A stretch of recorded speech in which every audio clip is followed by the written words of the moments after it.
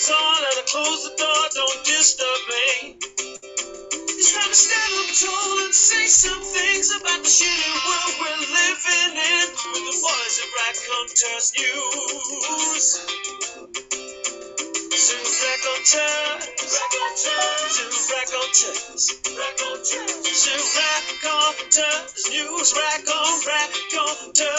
News, Raconteurs News.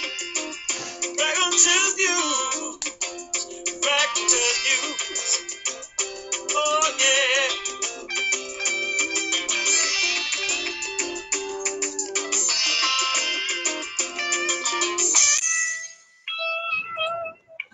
Good evening and welcome to Raconteurs News Tuesday edition. Good evening, my name is Jason Holmes and we are here on this Tuesday evening. It's the 16th of April 2019 and things in the world are hotting up, particularly in Paris and Notre Dame. The things there have been hotting up in the last... In fact, France is just like an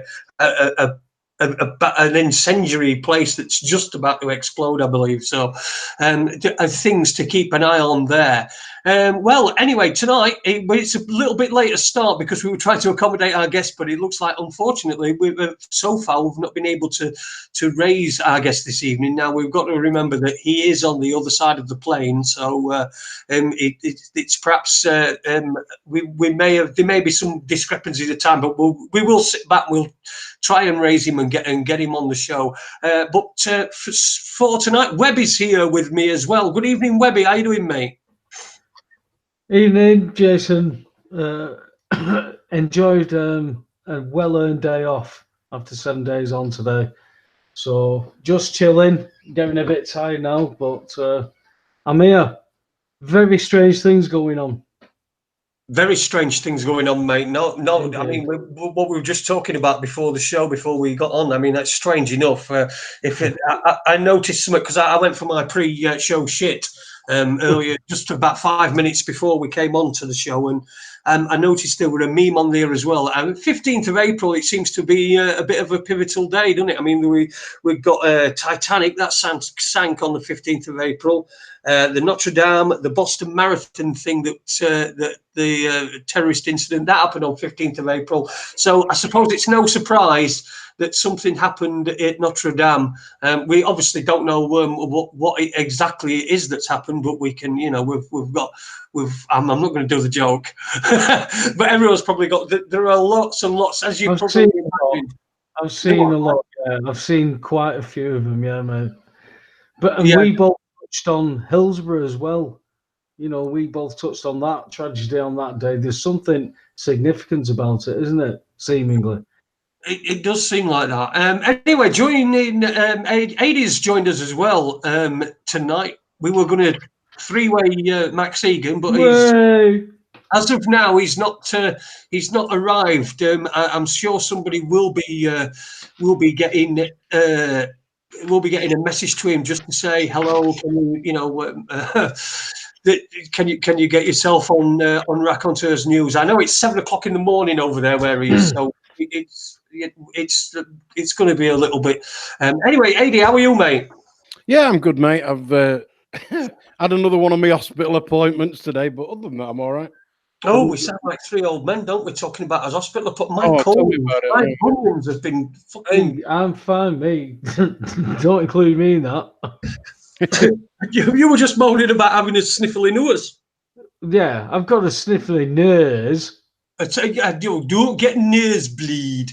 Anyway, if we can't get Max on, I think it's probably just going to be us doing an hour or so, just so that you can have some of your raconteurs fix.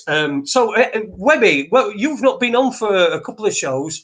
I know you've been working and you've got working very hard. So you've got the freshest mind and the freshest. What's been catching your eye? Well, it's very hard to not mention Notre Dame, but you've got mosques burning on the same day, and then it alerts you that there's churches that are all over Europe are being attacked one way or another, and all these religious places. you've got the Vatican, as Eddie was touching on before we come on, about them pushing this agenda. Well, they've just been promoting. They've had, haven't they had an imam giving prayers at the Vatican because they're promoting this one world religion. And as we were talking, that we look like that could be multicultural now. Well, listen. Can you two guys just take over, because I'm going to throw up. I'm sorry. I've not been very well all day. I've been sweating, having a fever and that, and now I think I'm going to throw up. Oh, seriously? Yes. No, sorry. Yeah. Hang on. I'll be back. You carry on. All right. What was I going to say? First of all, about the date thing, Webby. Yes. And you mentioned the Boston bombing, or do we call it the unbombing? Very much. You know, but yeah, I know Notre Dame. 850 years old. It's done what a lot of buildings do, which is when it's being refurbed, somebody somewhere's done something and something's gone wrong. That's all they're sort of saying at the minute, and that's listening to mainstream. So what will actually come out of it, I don't know. What does amaze me is apparently the people of France own Notre Dame, yet the Catholic Church use it for free. And yet, we're all led to believe that the Catholic Church is one of the richest organizations on the planet. So then you've got businessmen putting up €1 million each. It's obviously going to cost considerably more than that to do, and a considerable number of years. But somewhere sort of in there is the opportunity for the multicultural thing. And when you've got all these multicultural leaders, rather than saying, "Oh, we'd like to help you rebuild your church," what they're saying is, "We want to get involved and we want to share it." Would you mean the religious, the Vatican wants to get involved with the people? See, I have to look at it a different way, because from my point of view, the people can't own it in that system because they're all commercial. If the Vatican are engaging with them, it's the commercial side of the Vatican. It's not the ecclesiastic side. Well, apparently the people of France own it and always have done. And it goes back to before Napoleon. Apparently that the people of France own it, but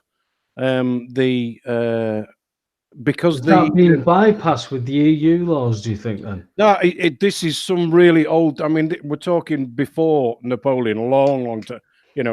Yeah, so years. It's back to the land issues, isn't it? That's the commercialized. That's the jurisdictions what we're going to be losing. That's what they're fighting for at the minute. I think the noggin behind it is if the people of France own it, then why should it belong to one church because that one church doesn't own it? And I think this is how all this, multi-religion or whatever things come about. But, let's see how it all plays out and see what happens. We've seen what happens. Yeah, well, same old question, who benefits? Same old question, isn't it? Chaos. Yeah, exactly. What comes out of chaos? Whatever order they bring. It's same old. We're watching history repeat itself yet again, and we're expecting a different outcome, and everybody's done everything the same. Where do you start with anything, pal? Where do you actually start with all these distractions that are going on? Who's talking about Brexit now? Nobody. It seems to have just disappeared. I think that see, to me, I mean, I go a step further than everybody else, and the whole Brexit thing to me is it's bollocks, because they're not politicians; they're puppets. Yes, I think people at what I would call street level politicians become politicians for all the best reasons, and then as they sort of get up the ladder, they either get so pissed off that they leave and find something real to do, or they then start to get indoctrinated into the system and realize that actually all this voting and whatever is just a big charade, and that people that are really in charge own everything else, including the banks and the media and all the rest of it. So it's just one big circus that goes round and round, and everybody watches it on the TV and believes it. But yet, so, you know, as I said, actually last night, either we've got 650 of the most incompetent tossers ever to have walked this earth that are supposedly in charge of our country, and they've done nothing for 3 years, or somebody else is pulling the strings and doesn't want this Brexit thing to happen. Well, I know which one I'm favouring, and it's not the first scenario, it's the second. They certainly don't want anything that favours to the people, but everything seems to have already been written, and nobody seems to know. They're watching over here while they're moving off over here. That's the issue. What we've got, you see, and trying to get people to understand that. To me, the end game, the end goal, is one world government, one world currency, one world army, and one world religion. They're the four things. Okay. Now, how much of that is in place now? How much of that is already in place? Quite a lot. I mean, they've already said that they want this European army and stuff. Well, once we've got a one world army, what's it for? If there's no countries to fight each other, well, I'll tell you what it's for. It's to put a size 12 across your throat when you don't do what you're told. And the way they'll enforce it all is Big Brother on steroids, otherwise known as 5G. And we'll have the same system as they've got in China, which is social credits. You know, if you don't do as you're told, well, then we'll switch your line of credit off. And apparently now there are over 17 million Chinese people already, since this social credit system came in, who are no longer allowed to buy a ticket for any form of public transport. So in other words, and it's because they've either done something that pisses off the government, or they've not done something that the government told them to do, which has pissed them off. Yeah, they're shamed on big screens as well. Yeah, that's right. You know, there's a Chinese billionaire who expected people to work 12 hours a day, 7 days a week for him. Yeah. Madness. How are you feeling, son? Oh, I tell you what, I don't know what it were. I just come over here. I just had to go and throw up outside out back garden. So, did you come over all queer? I did come over all queer. It just suddenly took off. I think my eyes are probably a bit bloodshot now, because that's what happens when you. My beautiful blue eyes with red blood around them, bloodshot around them. I was having a look in chat room actually while you two were just chatting then, while I was just getting my composure. And Uni Black Sister has, who you know, who's been on this show. He says, "What's wrong with the universal currency?" Now it's to a lot of people it's something that they don't really think of. But if you take, for example, the euro. The euro doesn't work simply because the economy in Greece is different to the economy in Germany. It's not only the economy, it's the culture. When you go to Germany, if there isn't a sign up saying that you can stand in the corner, you can't. Because everybody's told what to do, when to do, and how to do it. Everything's so precise. Engineering is unbelievable. The quality of the goods that they produce in general is excellent. You think that's always been, Ed? Yeah, that always been? Hang on. No, I'm asking you. If you let me make my point, then you might not have a question to ask. Now, when you get a country that's like that and so disciplined, using the same currency, I mean, I don't know if you've ever been to Greece, but there's Greek time. You know, you arrive at a Greek airport and, well, your case might arrive today. You might need to stand near the carousel for a few hours, but it might arrive. The bus that you're supposed to get on, well, you might be quicker getting a taxi. If somebody says they'll meet you at 12 o'clock noon, they might be there at 1 o'clock. Just everything's kind of, you know, and when it's too hot, well, who needs to work? Come on. And tax, what do we need to pay tax for? Because if we just don't tell the government that we've earned anything, they won't know anyway. And when you've got two different, completely different cultures trying to use the same currency that are supposed to have the same, well, let's use the word value. I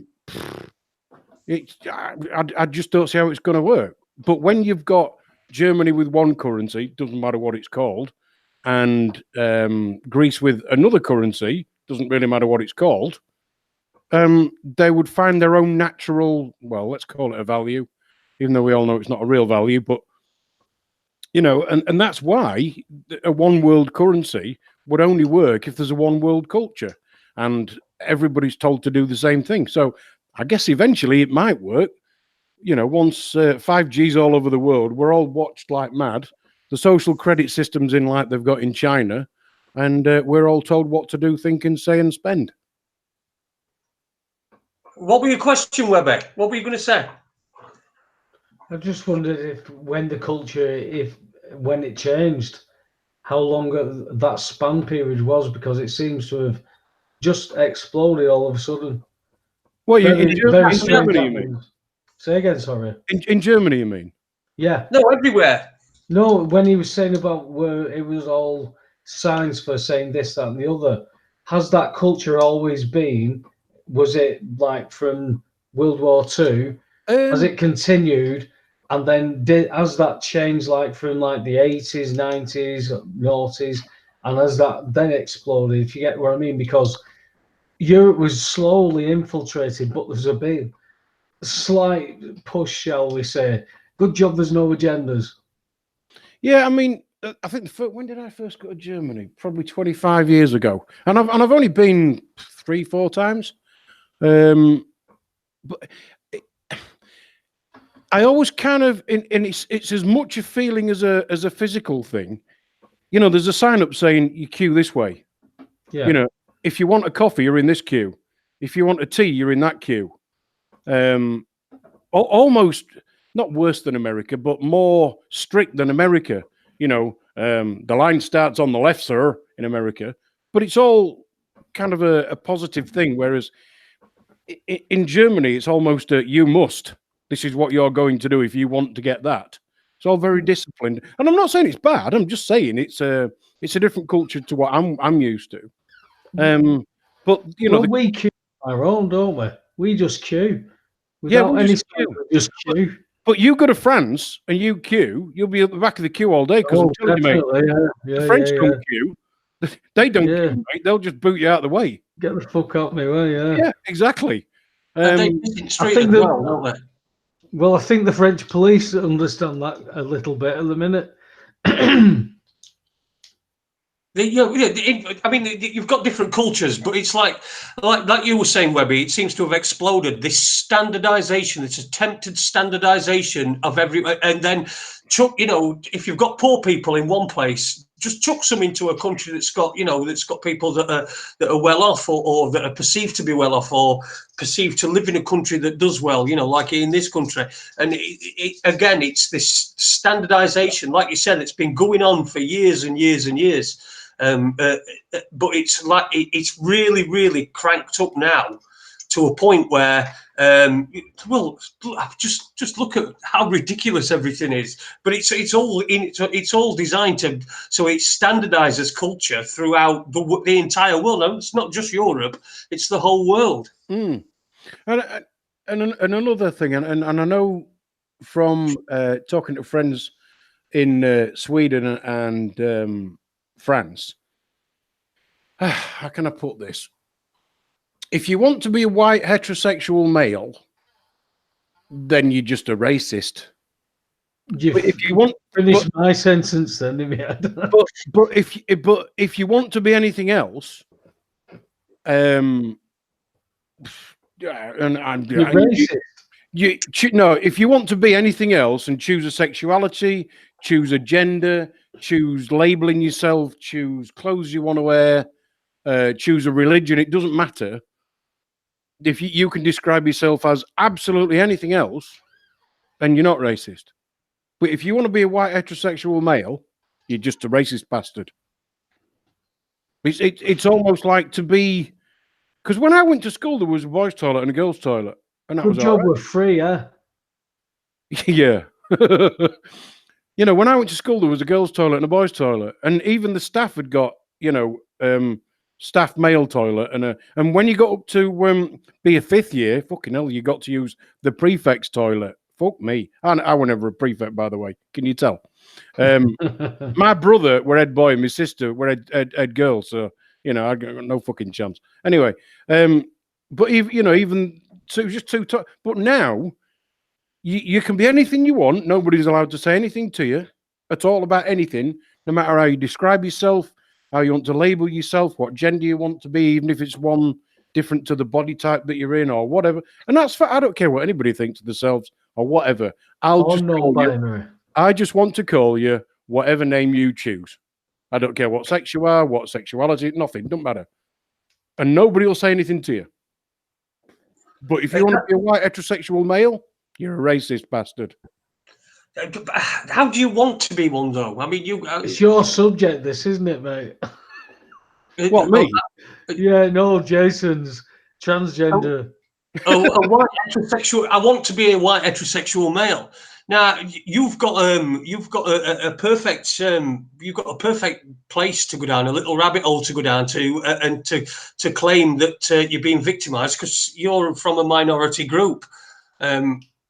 You're a pikey, aren't you? So me, yeah.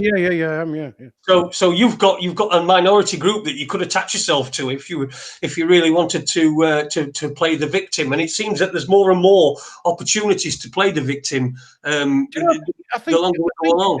You've just hit it on the head, haven't you? Because I mean, I'm not bothered about being a victim. I just want to have a beer and talk to my mates, really. But I think you're right. I think this whole media circus of race, religion, sexuality, the whole thing that just seems to have exploded about how people can be described or what box they can fit in. I think it's all just a different way that people can be labeled, because if you can label somebody different, then you can divide and conquer more easily. And I think that's the thing to it. Make somebody a victim, put them in a little box with all the other little victims, and then we can divide and conquer that lot. Next little group, next little group, next little group. Before you know it, everybody's divided and conquered instead of standing together for what's right. It's the chessboard, isn't it? Yeah. And we're all prawns. I like to think of myself as more of a crayfish. Prawn Sandwich Brigade, that's what we are here at Raconteurs News. Let's say hello to some people in the chat room. Uni Black Sister, who have mentioned already. Good evening to you, mate. I hope you're all right. James Howe, Steve Wellings. I saw that Amanda was in there as well. Committed Escaper, Matt Caddy, Plain Drifter. Some great comments in there as well. Have a look. Are you having a whitey, Jase? And Andy Young asking. No, I wasn't having a whitey. I've just literally. I was being sick this morning, and it just seems to have carried on. Well, I've got a quick question for you, Aid. Go on then. You know when you said that you're a pikey, right? No, Jason said I were a pikey. Well, you seem to be happy being called that. Is that that's what I mean? Because only this is why I'm asking, because I interact with a lot of people who identify as travellers and also as pikeys. But if one or the other get identified either, or should I say, pikeys will be yes. What is the difference? My answer is I don't know, and I'll tell you why I don't know in a minute. Okay. But it's a bit like two black guys would call each other nigger. They would just talk to each other, and just like in the Jackie Chan film with what's his name? Jackie Chan. Yeah. you know when you get the two black guys bantering. It would have been funny if he said no, you weren't in it. Was it Chris Rock? Oh, I know what you mean. Name fails me at the minute. But anyway, yeah. So these two black guys calling each other nigger, which is kind of a tribal thing between them. But anybody else calls it them, they're offended. Fucking watch out, because you're going to get. They're offended. I mean, my sort of family history, I learned when I was probably a teenager, really, and found out that apparently my grandmother's side were Romany Gypsy. But the reason they settled was, and in other words, got a house rather than lived in a caravan, was because where did they come from originally then? Romania. Oh, right, okay, yeah. Original bloodlines. And they're the ones who lived in the caravans and, you know. I suppose the famous family in this country is Petulengro, who seem to be all up in the northwest or that way. Yeah. Simply because there's a lot of Irish because they came up through Spanish Armada and I don't know, I'm guessing here, up through Ireland and across to Liverpool, and you know that's how they ended up with a lot in the northwest. But apparently, what I noticed was when I was a kid, if the gypsies came around selling pegs and heather and all that lot and trying to tell people's fortune, us kids got kicked out into the street to play, even if it was pissing it down with rain, and they'd all sit there talking bollocks and looking at tea leaves. And all us are thinking, why have they let them thieving pikey bastards in our house, Mum?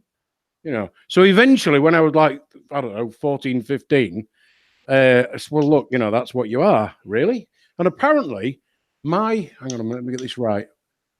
My great-grandfather, my great-grandfather died in the First World War in Belgium fighting in the trenches, was buried over there. And then my great-grandmother found a new husband, and he was Irish gypsy. So in my family, there's on my mum's side, there's the Romany side and the Irish side.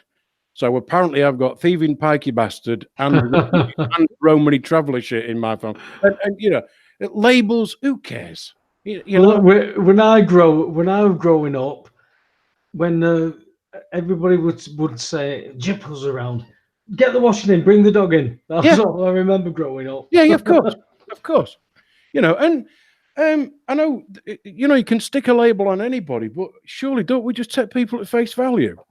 You know, of course. Because I don't care what religion you are, whether you live in a caravan, whether you live in a tent, whether you live What is it, Aid? If you're a cunt. If you're a cunt, you're a cunt. Yeah, no, it really is. But, you know, and I don't care whether you're a millionaire or whether you ain't got two halfpennies to scratch your ass with. You know, if you're a good guy and you're honourable, you're a good guy and you're honourable. And if you happen to be Muslim and you're a good guy, that's great. If you happen to be Christian and you're a twat, then, you know, why do you want to use that label? It's just labels and bollocks. You know, it's just allowing actions, to be, isn't it? Actions and conscience. Actions and conscience. Yeah, exactly. You know, and you know, if anybody's people would call themselves gypsies, travellers, Romanies, and like you say, you know, there's 1,001 labels, but does it matter if somebody lives in a caravan? You know, I choose to live in a rented house because I actually like the idea of being able to go, don't want to live here anymore, see you. That's just a feeling I like to be able to have. It's a bit like having a caravan. Yeah. But, you know, does it make any difference? Yeah, no. It doesn't, does it? You know, and it's just whatever. And if somebody else wants to, you know, buy the biggest mansion house and fill it with chickens or whatever they want to do, that's fine. Who cares? As long as you're happy. Who's the judge? The thing is, AD, when everyone, a lot of people will say this, you know, I don't quite agree with that. You know, when someone will say, I don't care whether someone's black, white, purple or green. Well, for me, I don't agree with that, you know, because I hate purple people. Fuck purple people. That's what, you know, fuck them. Are you one of them purple people eaters? Yeah, and I'm not white, I'm off-white. Yeah, you are actually, you're right. I'm off-white, we're a new race and we will prevail. I tell you what, though, go on. You're a bit whiter than you were 10 minutes ago. I actually read an interesting article talking about melatonin in the skin, that we are actually all a shade of brown, and it depends on the melatonin, depending on the shade of brown being from black to white. Yeah. Very interesting article, actually. Yeah. I think the thing that Jason was getting to was that if I wanted to, I've got a minority group that I could label myself as to make myself a victim and I could be That's one of what the. it's about. Yeah, and it is. But then divide again, and conquer. I suppose everybody could, and even down to, I don't know, football team as an example. People are even divided and self-divided. Tribalism, yes. It's just cutting people into tribes. Cells, isn't it? Just divides. Yeah, that's all it is. And if it's for well, it's not any. If I was ever to, I'm not a football fan, as you can probably gather, but I understand that if I was to describe football as only a sport, I guarantee I'd be hung, drawn, and quartered. Especially when I live in a city close to a city that's got two. I'm going to say very good football teams. People would disagree with my description, but I'm not a football fan, so let's just leave it at that. And I'm sure for a lot of people it is, but and I know it is more than entertainment, but it's another divide and conquer mechanism. It's only a game that's used. Do you know what I mean? Yeah, definitely. That's what it's all about. Is this divide and conquer? If we come together and work this shit out, mate. Yeah. Fucking hell, we work for nothing as it is. The thing that always amazes me is people choose to vote for somebody who's supposed to represent them, who, well, that's fucking worked well for the past 300 years, hasn't it? Not. My mate, a clever lad, thinks Corbyn will do it. He'll change it because it's looking like he could get in, and he's convinced, mate. Well, let's just assume for a minute that all this political thing is real and they're not just puppets being manipulated, right? Just for a minute. So Julian Assange, right? We all saw what happened to him. Mm-hmm. And he's there and he's dragged out or whatever, and he's whittled off to court and whatever. So the one man who is the opposition to the government, what was his opposition statement? Well, I don't think we'd want to see him deported. Fucking hell, what about saying this man was unlawfully dragged out of a foreign fucking embassy, dragged in front of a court, or so-called fucking Mickey Mouse court, with a judge who started the legal proceedings off by attacking him personally, not for what he'd done or what was he supposed to have done, but for that. Well, Ecuador just lifted his immunity, didn't it? Yeah, and that was it. Nothing to do with the £4.2 billion extension loan. No, absolutely nothing to do with that at all. Nothing, and the fact they've got the new guy in charge, nothing to do with that at all. And of course, yeah, and of course, it's nothing about legal or illegal. The Americans want him because he's the one who, we all know that the Iraq war was a complete and utter sham because of WikiLeaks. They're all moving in Africa, though. China's got a big chunk there. Yeah. So it's the Americans that want him, and all they've done is gone, okay, here you go then. Here's your fucking man. Here he is on a plate. Bye. And the leader of the one man supposedly in our country who supposedly got some kahunas and some force who can go. I'm sorry. Listen, Mrs. Theresa May and all your fucking clowns. I'm a bigger clown than you, and I've got to say that what you've done is completely illegal, unlawful in so many fucking ways. What does he say? Well, I don't think we'd want to see him deported. We'll be opposing that ruling. There ain't going to be a fucking ruling. They're just going to do it. They're just going to railroad fucking through it. But that was what the one man who would supposedly was the opposition said. And then, I hear people saying, oh, well, if we don't get out of this Brexit, all that'll happen is UKIP will get in and then it'll happen. Will it fuck? All the protests is no good, though. There's got to be another way. You were touching on it before about the people thinking it was Notre Dame, that they own it. It's exactly the same as us with all the grid and our services. We own it, but we've lost it somehow, and we don't know how to stand in that jurisdiction and claim it back. That's what we've lost. What was that advert? Was it when they? Was it BT when they privatized BT, or was it British Gas? and there was this man they went looking for. Has anybody found? Oh God! If anybody can remember that, please. Sid, tell him. Sid. If you see Sid, tell him. That was it. But I can't remember whether it was BT or British Gas. Gas. And I can remember my dad coming home and saying, "I think we'll have some of them gas shares, Margaret." And do you know what my dad said? My mum said, "Well, if you want to buy some gas shares, you'll not be going to the pub for a few weeks." Well, I don't think we'll have any of them gas shares then, love. But it was all advertised on telly, and that's how we've lost it, because they just, privatized everything, and everybody went, "Oh, good, we can have a couple of shares and we can own part of this." Yeah, about fucking that much of it, but the same bankers are still going to own most of it. But that's only the management. That's where the people lost it. The infrastructure is still ours, only over in France, because it's all commercial law. They've lost access to it. Yep. What you're claiming, Ed, is we've still got the mechanism because of that common law aspect. Yes, we have, but they haven't. That is exactly, and that is the battle of leaving or staying in the EU. Exactly. That is why they clawed us back with the treaties. And that's why they don't. There's no way this fucking leaving is going to happen. They're all business arrangements, though.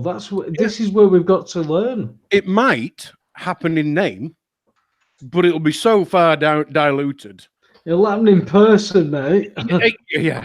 It will be so far diluted. But all these people who are saying, "Oh well, now what'll happen is UKIP will get in, and we'll have that young man from Luton. We'll have him. He can be our representative. That young man from Luton who don't like them public types, and we'll all vote for him." And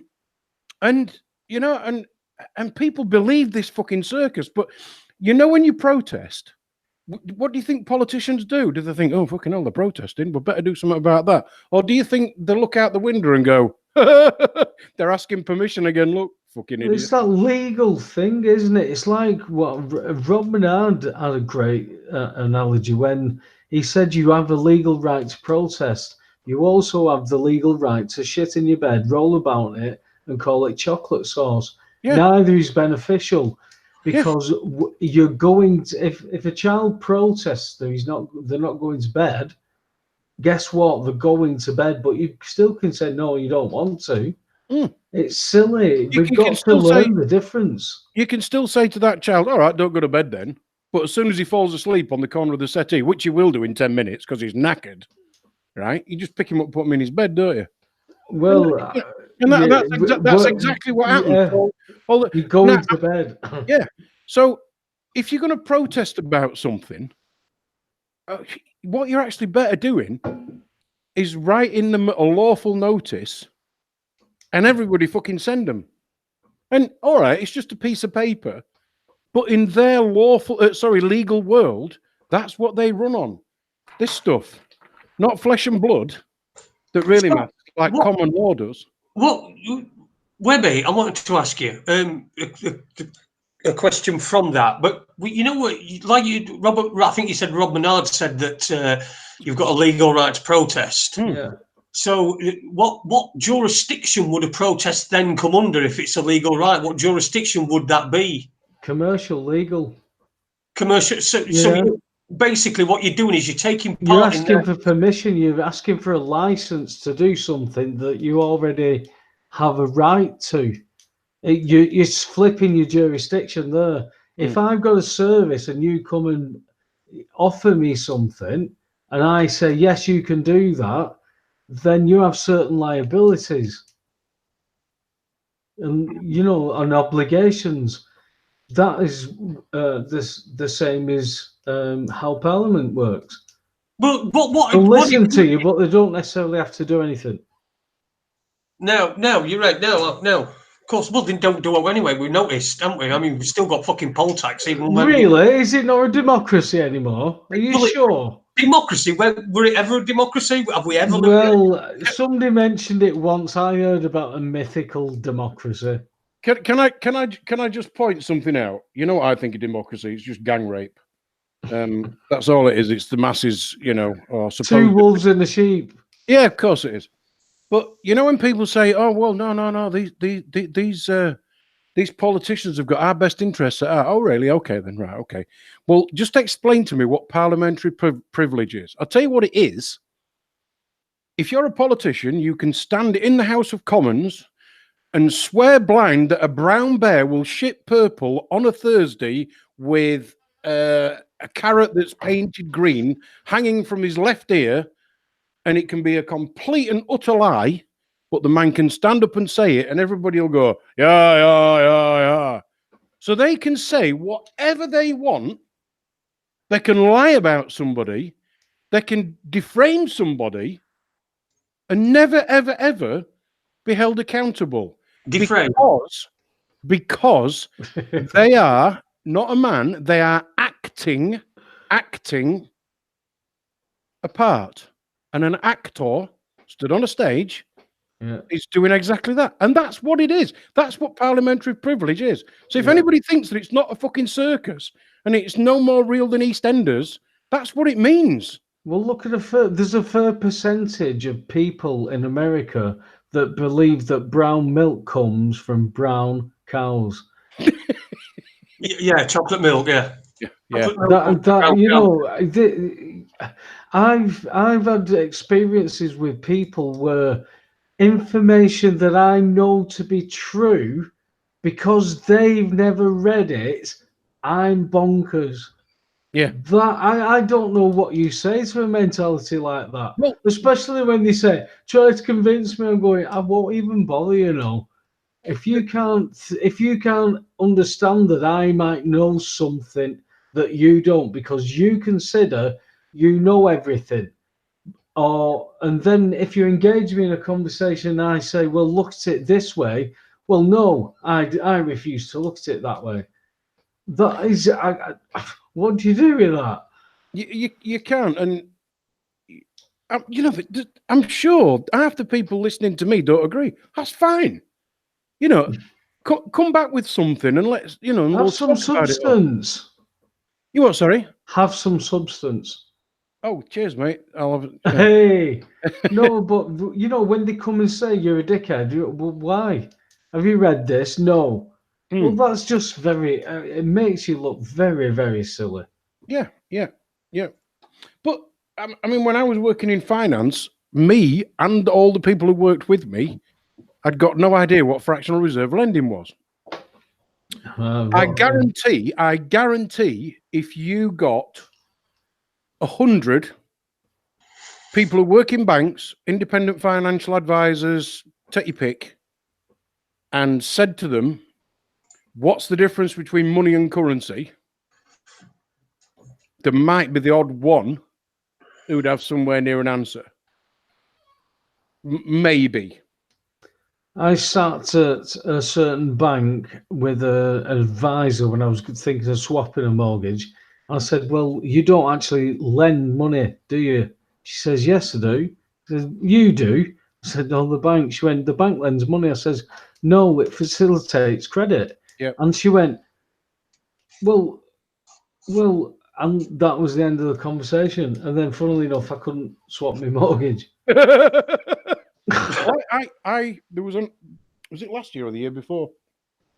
There was an advert on the telly, and it was a mortgage bank. I think it was Lloyd's. I can't remember. And they basically said, "Come to us, and we'll lend you the money to buy your house."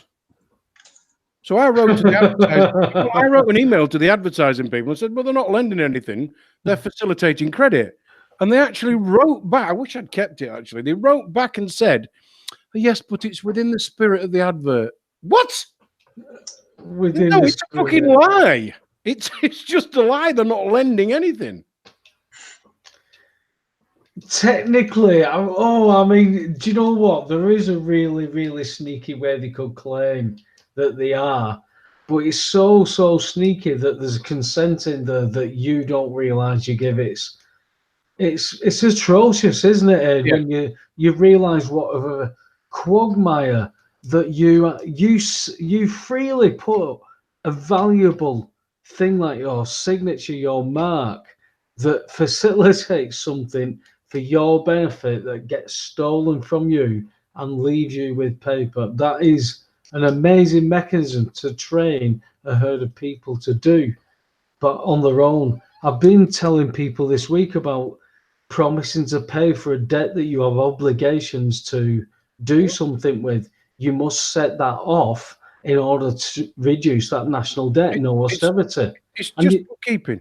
And you're trained to do the opposite, though. Your parents have taught you in the education system. And people don't want to know that. That damages bubbles.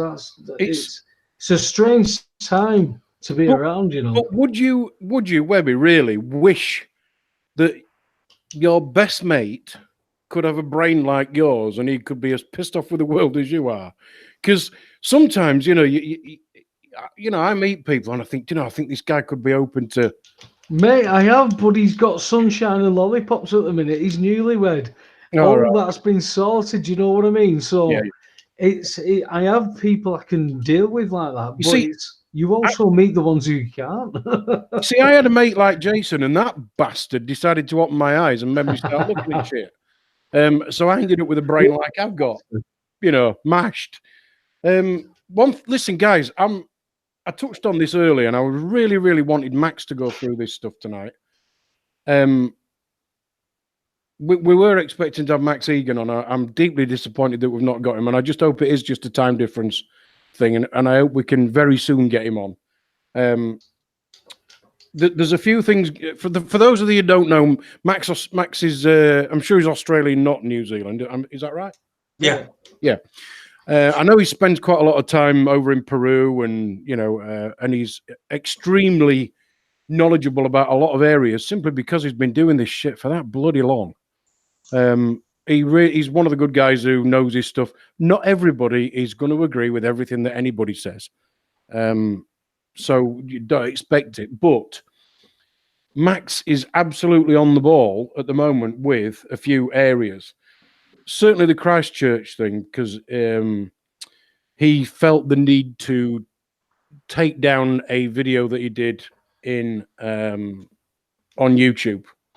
So that he didn't get a strike against his YouTube account, which is sad to say that he felt the need to do that. But I fully understand. He got one anyway. You what? Sorry, got a strike anyway. Yeah, did he really? I didn't Yeah. And it's the same old story, isn't it? You give somebody the power to turn something on, you also give them the power to turn it off. So just remember that when we look at a situation like YouTube at the minute, where the people who run all the social media and YouTube and all the rest of it, they are the ones who've got the power to make you shut the fuck up. So we've all given them the power to switch it on. We've also given them the power to switch it off. So when they want you to have a chip in your hand and all these social credits and that they've got in China, you're giving somebody the power to switch it on, even your ability to buy food. Now, that you're giving them the opportunity to switch it off, and people just walking blind into this. And mixed in with that, we've got all this 5G. So taking away your hardware as well. My what? Sorry, your hardware, what you work with, they're taking away that. Yeah. Well, they're the very least controlling it. Yeah, the cash. But and that's what they want. They want a cashless society. I mean, I said on this show last week, I went into a shop, wanted to buy something, and they said I had to use a card. I just fucking told them I was going to go home and smash my coffee machine into bits and throw it in the bin, and that's what I did. Fuck them. I don't care. I'll just use coffee and just use a percolator. I ain't got a problem with that. Show them. I'll show them. I'm not buying their fucking coffee anymore. I fucked my coffee up. Fuck that. Fuck it all. Yeah.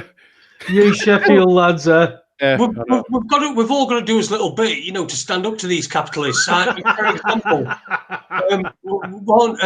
when I was watching something the other day, right, and I'm watching it on TV, and the adverts came on, and I'm fucking sat, as you know, I just fucking transfixed, and adverts are on, and then it got to the end of the adverts, and the show were coming back on, and I thought to myself, this is recorded. So there was no need for me to watch them adverts. So what I did is I rewound it back to the beginning of this advert starting and then fast forwarded through them. Fuck capitalism. That's what I do.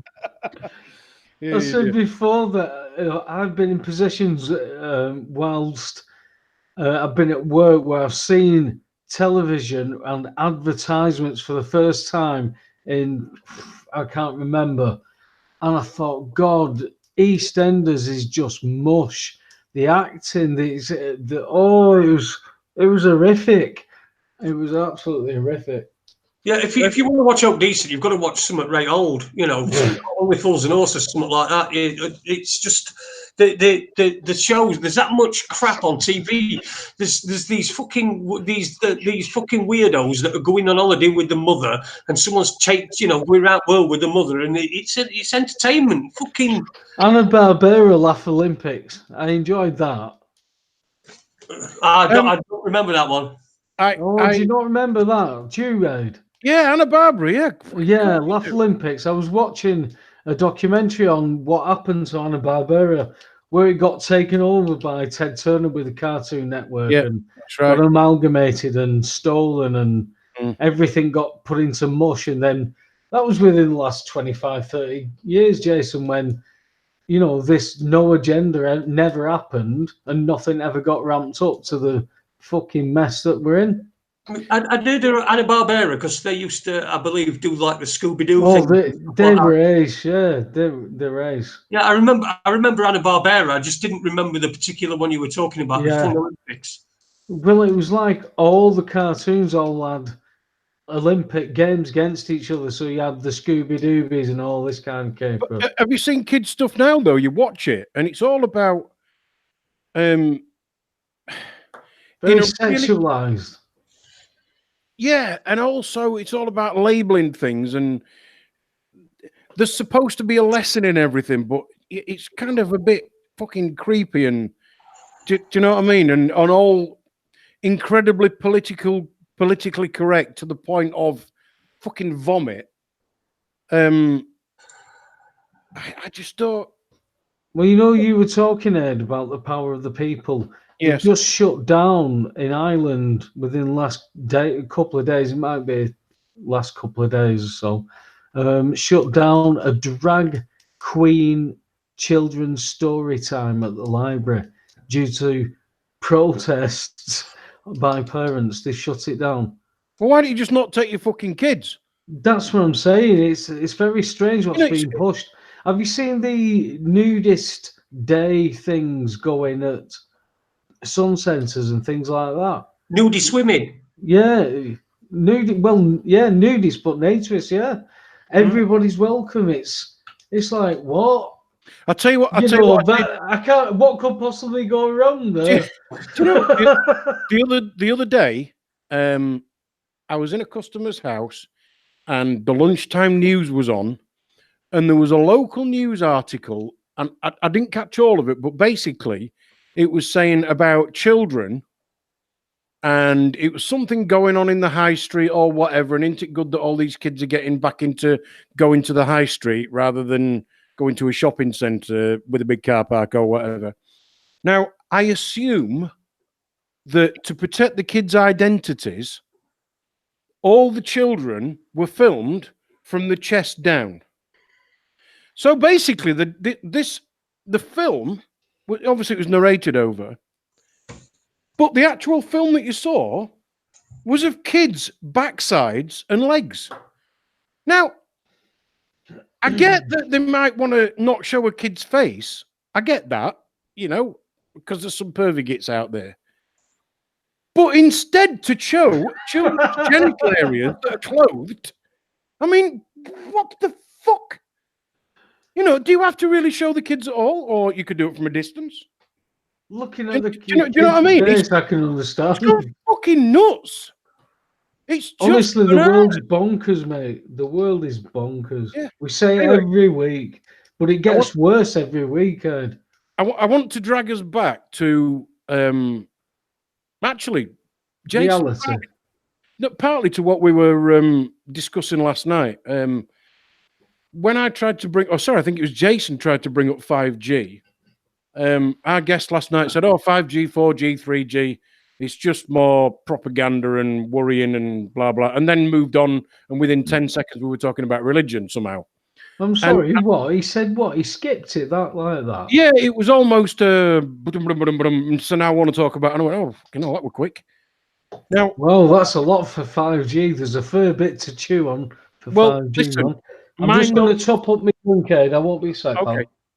My knowledge of 5G is limited, to say the least. But what I do understand is, and this is from radio days, I mean, once I did have an amateur radio license, and which all kind of started with CB radios and all that shit all them years ago. But anyway, when you're using long wave and FM and all the rest of it, let's say the wave's this big, it's not, it's, you know, when they say 96.9 Viking FM, that's because the wave's 96 meters long. It's fucking huge.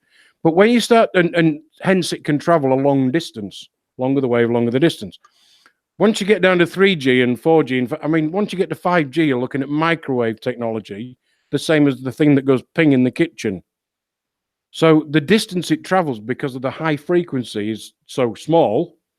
So that's why we're seeing on top of lampposts and whatever, you know, the 5G starting to appear. They've already said they're not going to do any testing. They're just going to fucking roll it out. If you go on the DARPA website, all the patents for the military grade weapons that are within 5G are all there listed. You can go on the internet and you can have a look. All right, because they're all there. All the patents and all the copyright for all the military grade weapons that are 5G, they're all there to see. They're not hidden, they are just there. So if we've got this 5G, that, and a lot of people say that all the trees that have been chopped down in Sheffield have been done because 5G can't travel through a tree that's dripping in 5 ton of water when it's been raining. So we've got this 5G coming along. Now, as I understand it, in line with your smart meter, your smartphone, your smart telly, they can now with 5G, map the inside of your house while you're in it and work out who's in what room, doing what, connected to what, watching what, so they know what adverts to hit you with, how much to charge you, and how much tax, gas, electric, and water that you're going to have to pay for.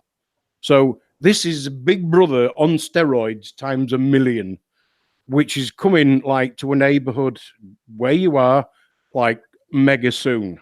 This is happening. Now, what about the nosebleeds, man? Yeah, nosebleeds. That's right. You nosebleeds. Listen, with the 5G, I understand that there are concerns about the 5G and the militarization of it, but again, it's another one of those. One of them subjects where the waters are muddied, so you can't even get a consensus on each side. You can't even get a consensus on the side of, like, we both think that this is this is bad, this is a bad thing, but we can't get a consensus together because, you know, for whatever reason. So it's. Well, thinking, you know, when we were hoping that Max was going to be with us tonight. I know this is a big subject of Max's. This really is one that he's done a lot into. I sort of started to not do any research, but think about what you've just said. And I think it's this. When you end up thinking like we do, and most of the people listening do, it's almost accepted that if it's on the news, well, it's just propaganda from the government or that kind of area, if you like, especially if it's on the BBC. So if it's on the news, then it can't be for our benefit. It's got to be for somebody else's. And it's almost whatever the government tell us, then the opposite is going to be true. Because that's how we end up thinking. Because in most cases, that is the truth. But because with 5G, they've not tested it anywhere. Well, they've not told us they've tested it anywhere. They've used it to disperse crowds by pointing a beam at them to fucking cook them while they're walking down the fucking street. Because allegedly, allegedly, bastards. Yeah. Well, they can allegedly fuck off. Now, but so what I'm saying is, nobody's come out and gone, "Oh no, this is perfectly safe." Da da da da da. So we haven't got anything to say that can't be true because they're saying it. Whereas normally, because an official body is saying it, people like me and you would automatically go, right, okay.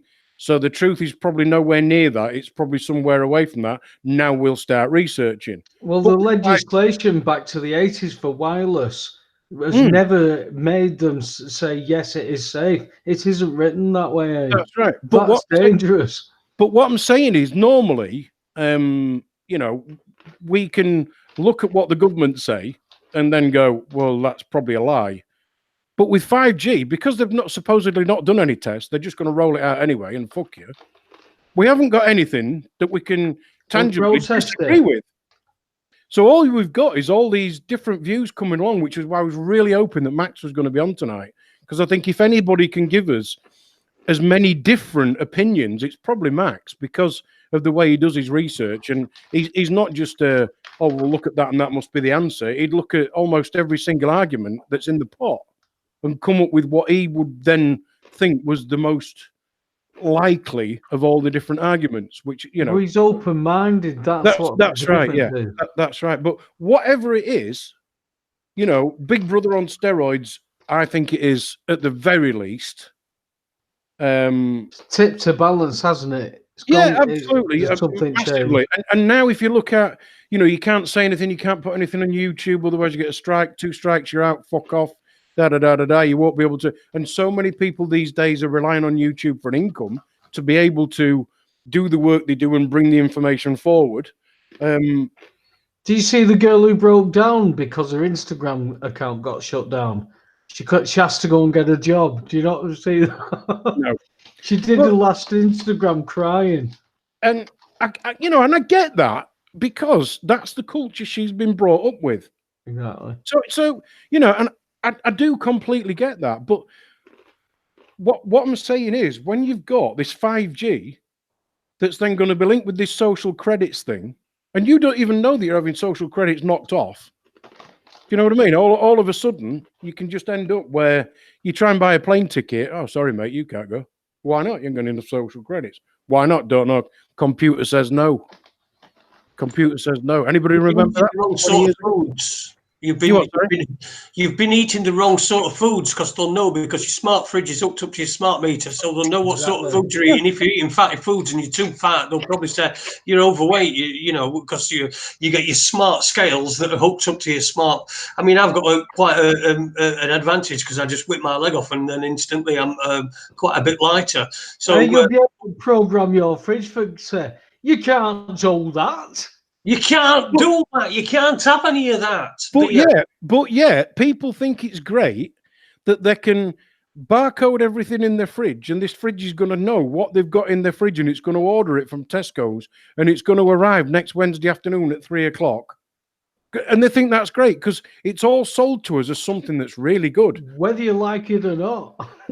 Yeah, but the point is, people are walking blindly into this, and then somebody like me or Webby says, yeah, but have you thought that, you know, this might not be all good? There could be, oh, you're just a conspiracy theorist. You're telling me next that JFK didn't really get shot with a bullet that could fucking turn round and turn itself inside out and go backwards. Do you know how many flip that to aliens when they talk to me? Oh, yeah, it's a very strange experience, because you see the ignorance, the idiocy, the awkwardness of, you actually don't know where to go with that conversation now, because the problem is, well, go on. You know, when we go to school, you hear people all the time saying, "Oh, these children are being deprived of an education." Fucking great! Get them at home with the mum and dad, right? Get them playing out in the street, getting fucking mucky, scrubbing the knees out your trousers, getting a slap for going out in your best shoes on a Saturday and playing football in them, right? Instead of sitting in front of a fucking screen, get the kids being fucking kids. Get them to have some kind of immune system, rather than fucking sanitizing their hands every time they go anywhere near a fucking door handle. And realize that when you go to school, they teach you English, right? So the English language that you and I know, we know they use against us. Like the word understand, stand under, okay? Mm-hmm. So the English that we are taught isn't correct parsé syntax grammar. It's not that at all. It's a way of speaking where when we end up in a court, because you will, you're going to lose. So that's what your English does. Maths, can't argue with. Wish I'd done better. And to say I ended up working in the finance industry is a fucking marvel, to be honest with you. Okay. No, you're exactly right. Now, you're exactly right. You were educated into that. Now, the other thing is, does this look like a body that ever did PE or games? Because I'm fucking telling you, it isn't. Mate, I played football with Sunday mornings with people, physics like that, pal. Because, when they used to say to me, we're doing cross country, excuse me, sir, where are we starting from? Here. Excuse me, sir, where do we finish? Here. Sir, I'm already here, I'm not fucking doing it. And that is literally what I used to say, and I didn't do it. The bollocks, I'm not fucking doing it. You want to run around in a muddy field, you fucking do it, I'm not doing it. So I didn't do it.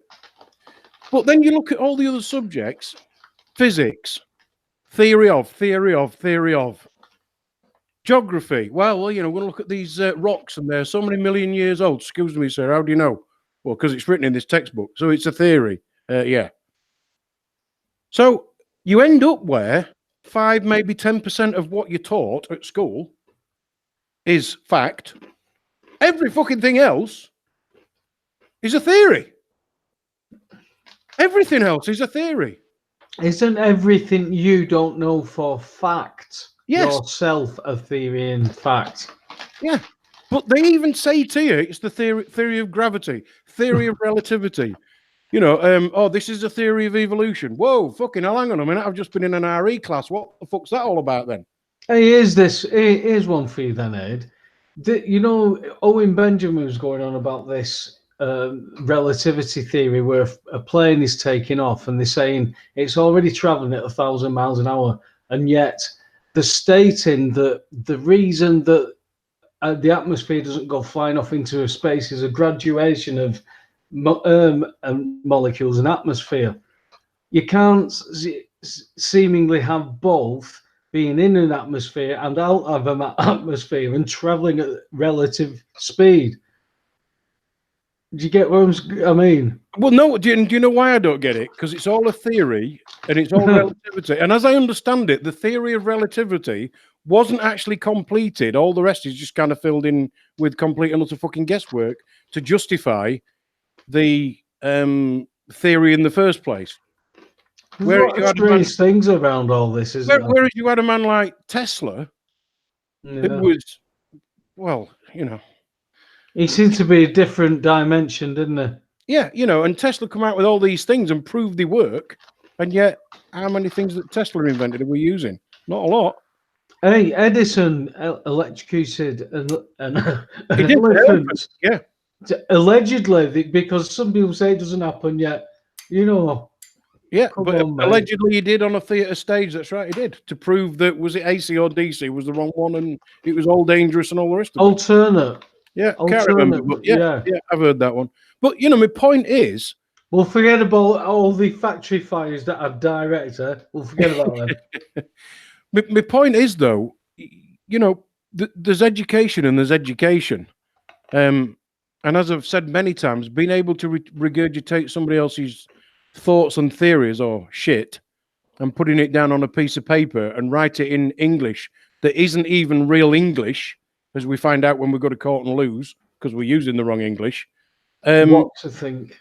So when you've got all these people who then think that, I'll put all this stuff in my fridge and it's all got a barcode and my smart fridge and my smart telly and my smartphone. So you've got your alarm clock and your fucking phone listening to you. You've got your telly watching you. You've got your fridge grassing on you, right? I'm telling you that you've run out of milk. Yeah, and then you fucking can't open the door and have a look. What? Fucking come on, right? And then you've got this smart grid that's outside called 5G that can be used as a weapon. Now, does this link in with the dementia? Since we've had more mobile phones, there's been more dementia. Since we've had vaccines, there's been more dementia. It's yes to all the above, isn't it? Yeah, of course it is. Since we've had there's these alleged chemtrails. Is that down to dementia? They put fluoride in the water. Oh, I'm bonkers, mate. I'm bonkers because somebody says that isn't true. They've never looked at it. Yeah. So it isn't true. That's like saying, the Van Allen radiation belt didn't affect us because we didn't know about it. But you see, that's another thing. You know, we can't have gone to the moon because of the Van Allen belts? Well, if nobody's ever been up there, how the fuck do we know they exist? Because it's a theory. I'm interested in now NASA stating themselves that the moon is within Earth's atmosphere. That's intriguing. What I'm interested in is knowing where all the fucking money goes that NASA gets. And when people can't realize that the NASA scientists were the Nazis and, you know, von Braun or von Braun. You're a conspiracy theorist. Yeah, I'm just a conspiracy theorist, me. But this is not a theory. This is a fact. This is where these people came from. Now, if you went to the American people and said, we want to spend, think of a number, huge number, on putting a man on the moon. Oh, yeah, we'll fund that. Now, instead of doing that, let's go to them and say, we actually want to test all these big fucking cruise missiles instead. Do you see Israel failed? They crashed. Failed what? Moon landing last week. Oh, did they? I never watch it. Yeah, they crashed. You know, and it's like these rockets at the minute that manage to fucking come back down to Earth backwards and land like something out of Thunderbirds. Fucking moonwalking. That's what they're doing. Moonwalking. The moonwalking back down like that because that what's his face? What's his name? Elon Musk. Yeah. He must. He's. I mean, that's just the most fucking ridiculous thing I've ever seen in my entire. What car is it? What car is it that's floating about up there? It's a Tesla. Oh right. It's supposed to be, yeah. But there's a man who cried out about 5G, said how bad it was. But apparently he's going to be one of the guys putting about 2,000 or 20,000 fucking satellites into space above the globe. Ka-ching. Yeah, well, there you go. Ka-ching. That's if it's space, if it's a globe, if it's a satellite, if all I'm saying is, if it comes from a big bang where something happened to nothing. Yeah, or it could have been somebody who died at Easter and took 3 days to come back to life, or whatever you believe. But there's that many conflicting things that you're supposedly taught in this education system that we then get indoctrinated into watching a TV. You know, just fucking think for yourselves. But if people can't see that they're walking into fucking Big Brother on a monumental scale, because we're just conspiracy theory idiots who sit and eat mini cheddars while they're on the radio. They're not mini cheddars, mate. And it's not the radio either, it's YouTube. I knew that. YouTube. Anyway, listen, everyone's going to be people who are tuning in and expecting to hear Max Igan. Unfortunately, there's been a breakdown in communications. We don't know quite what it is yet, but we will certainly reschedule him to come back on with us. I just want to mention next week, we're not going to do a show Monday because we're being bank holiday Monday. We're not going to do a show Monday. We'll probably do a show Tuesday. But there may be an after dark at the end of the week or something like that. You know, you never know. We just we make it up as we go along. But there'll not be a show on Monday. This coming bank holiday Monday. So please don't try to tune in for that because you'll be a little bit disappointed. Keep your eyes open because we just advertise all the time. Yeah, of course we do. Yeah. Can you not insinuate that we just do this ad hoc? By the seat of those pants. Yeah. Like see to the knickers. But you know, I agree that I agree with people that well, I'm sorry, but when somebody says to me a globe, I always think of a snow globe, which is flat with a thing over the top. So you know, what is it? Which is it to be? I don't know. I don't know. You could spend hours thinking about it and. In a system that's lied to me all my life, I have to doubt that information. Exactly right. You can't not. You are stupid if you consistently say that is wrong. Have you looked at it? No. That I don't know how to describe. Webby, you're right because. We can prove money's not real. We can prove that the financial system's corrupt. We can prove that politicians are tossers because you're fucking, you know, puppets. We can see all this. You know, we can prove all sorts of stuff. You know, you can look in the sky and go, something is coming out the back of that aircraft. You can test the water and it will test positive for fluoride. All this shit we can prove, and it's not for our benefit, okay? Everybody's got chest problems around me. But whether it's flat, whether there is space, whether they've been to the moon, whether there's the Van Allen belts, and who knows? Because none of us have been up there to have a look and come back down and tell us. Anybody that we trust, and that's. But you're dead right. When you're in a system that consistently lies to you, and on a monumental scale. Said that twice now. You've said that twice on a monumental. Monumental is that the word of the day? Monumental scale of cliches. Do you know what? Phenomenal. It's bigger than that. Way. It's bigger than that. But you're right. You know, if hey, that'd sound good on one of these songs. That it's bigger than that. But the point is, you're right. When you got the system that constantly lies to you, telling you something, you're going to doubt it. Absolutely. The first thing I look at is, right, okay, that might be true, but who benefits? Simple as that. If you want me to believe something, who benefits from that being true? It depends on who you're talking about, on what the benefits are and what levels. Yeah. Some people never lose, do they? No, and it's not by accident, but you find that it's the people who bat for both teams. I beg your pardon. All right.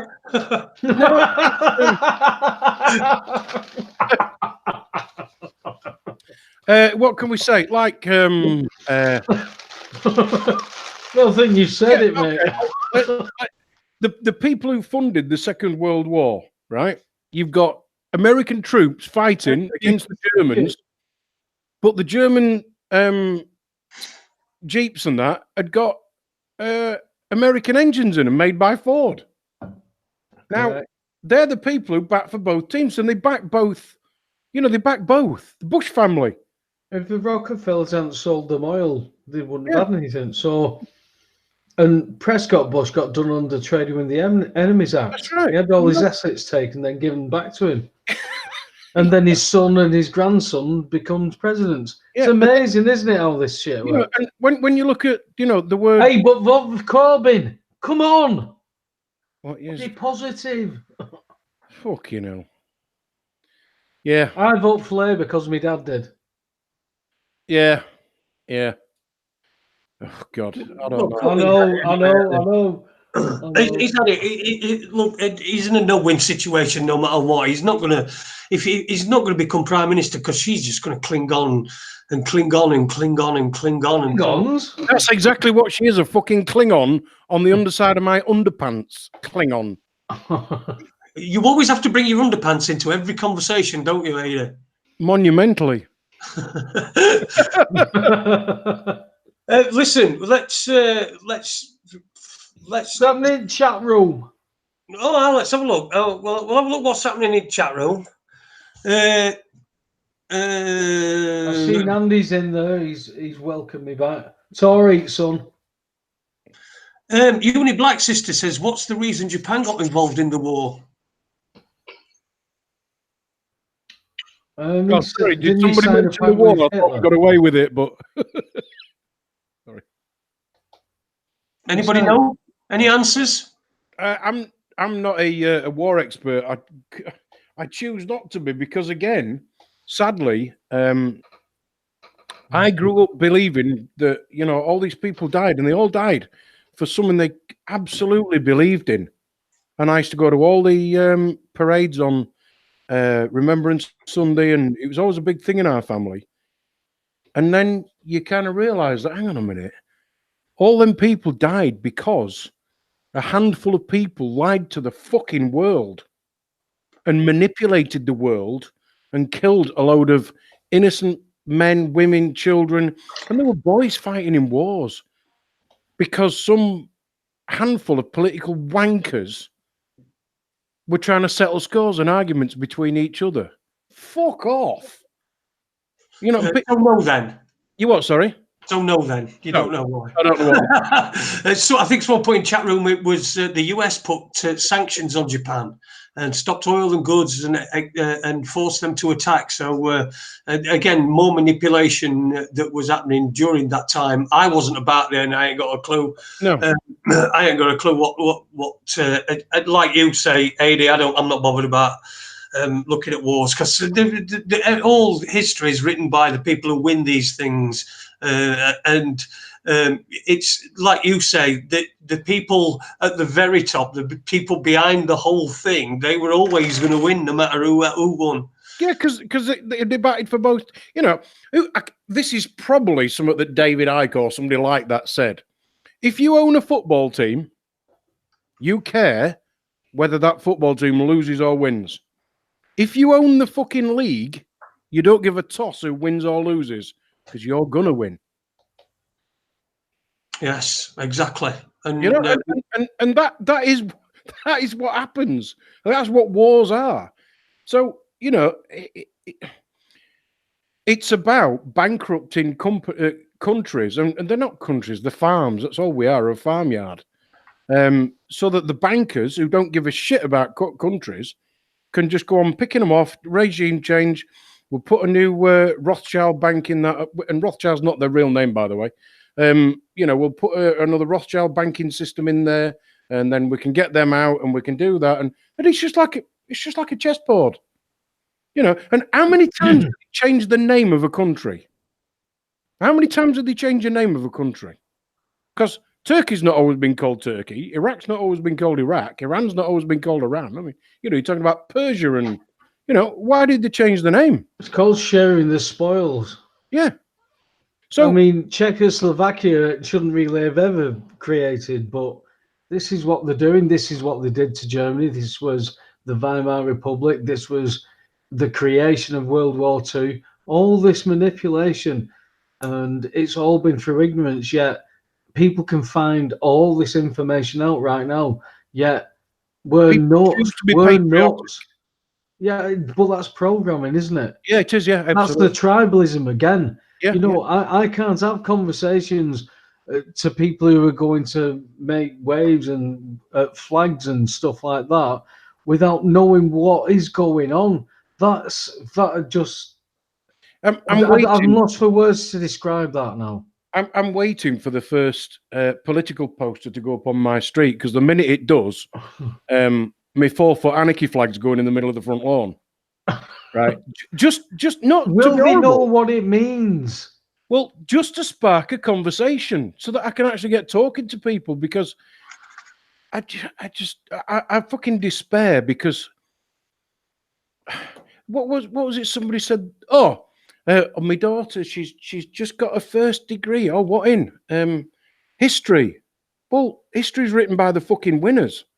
So she might as well have fucking got a degree in Hans Christian Andersen, because it's about as fucking truthful. Do you know, got a first in history. Oh, good. You might as well have fucking, you know, read fairy stories, because that's what they are. Until you actually get down to what happened, and again, who benefits? Who benefits? If you're good in the system, you're good. You know, that's all they want. They want good little workers. They don't want with credits that we can watch you on 5G, so that you all get dementia and die a fucking day after you're retired, so we don't have to pay your fucking workplace pension. Yeah, but you've done your bit. Shut your face. Yeah, exactly. Oh, but don't forget, we'll have took your house off you, because you'll have ended up in a mental home with having dementia. So we'll have took your house off you, so you can't leave it to your kids. No, we've gone on past that. We're just taking your house off you. We don't care what happens to you before you get dementia. Yeah, exactly. Whether you've got kids or not. That's where they're at now. Yeah, it is. I do just want to say one thing that I did see just before we came on tonight. Right. And this is fucking brainwashing in a fucking instant. This thing was on the TV.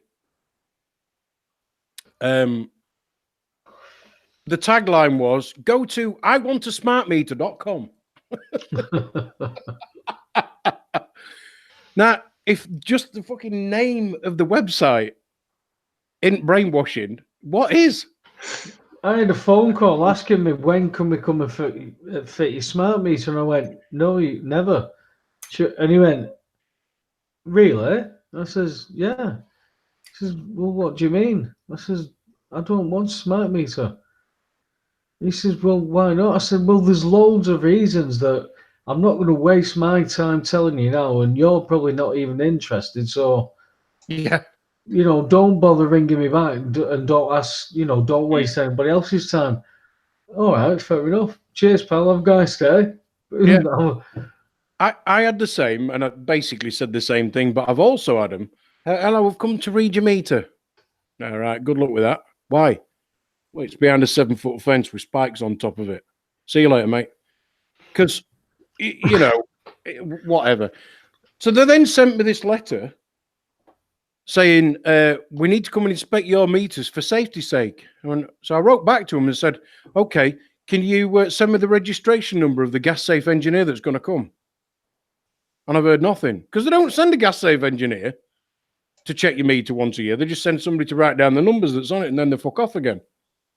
You know, they never send it. It's for safety reasons. What? So unless it's reported, Ed, unless it's reported specifically as a gas leak, they're not there for that. Of course they're not. A landlord is obligated to have that safety cert. Definitely, yeah. Yeah, but that's your boiler and everything up to the meter, not the meter. No, it is the meter. You get. Oh, it is the meter. Is it? Yes, right, it definitely is. Yes. All right. Okay. Definitely, because I know. The safety cert covers the meter, it covers all the gas connections inside the and the boiler, everything it covers. Right. But you're not. It's not up to any outside unless it's up to the meter or the meter that is the problem, and that must be reported. And that's where if you say you can't have access to this, and they say we believe this is happening. And they say, well, we'll go for a warrant. Well, you go there and you listen to the evidence and say, what do you want this warrant for? If they say, we believe there's a leak, I'll say, what is that evidence? There isn't any. Well, no, you can't look at it. I said, because there is no leak, I have no problems. But if you want to look at it, you can, but you must replace like for like. Anything else, I don't want. Yeah. There's no problems there. That's where they start creating the problems because people who are switching on to that, oh my God, they've worked out the scam.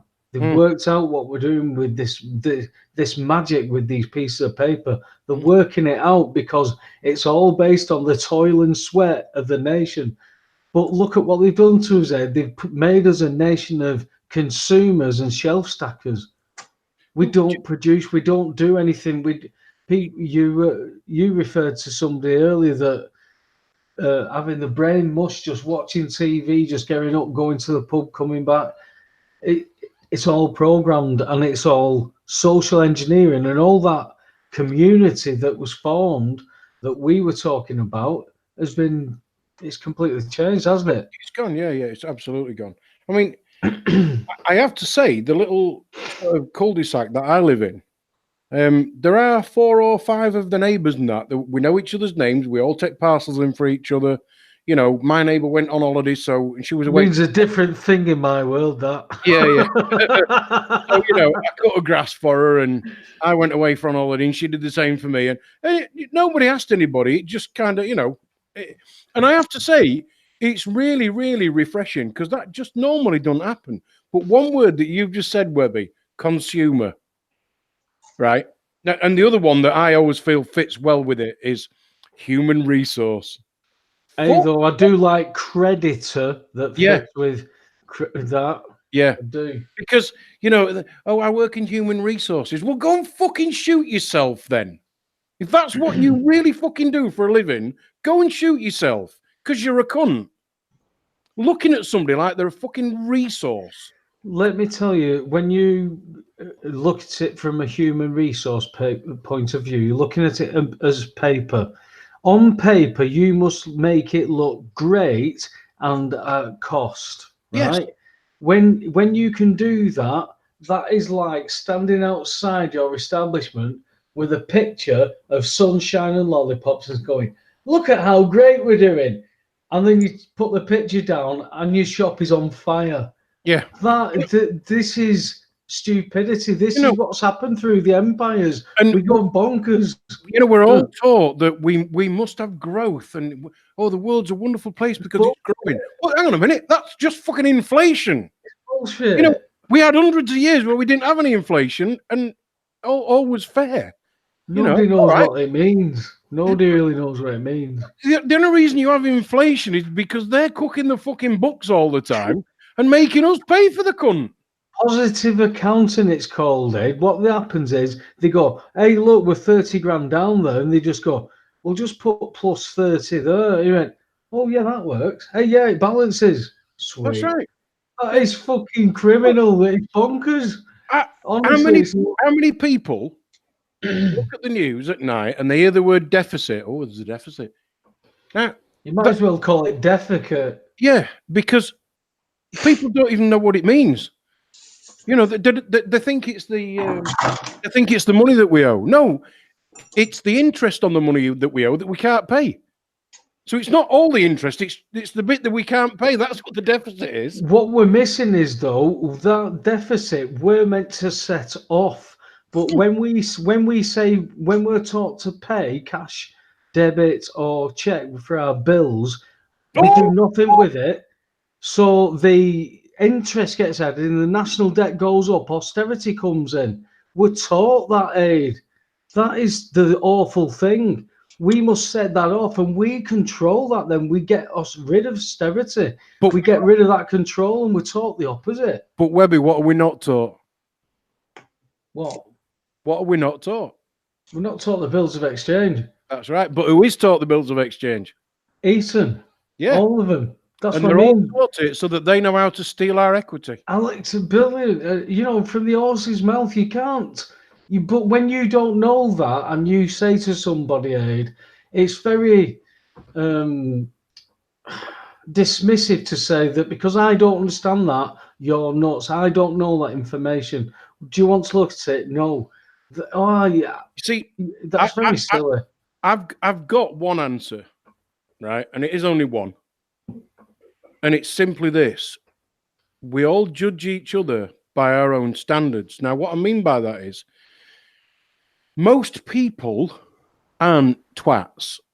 You wouldn't do that. If all of the laws were revoked today, yeah, not many people would go out and just kill somebody.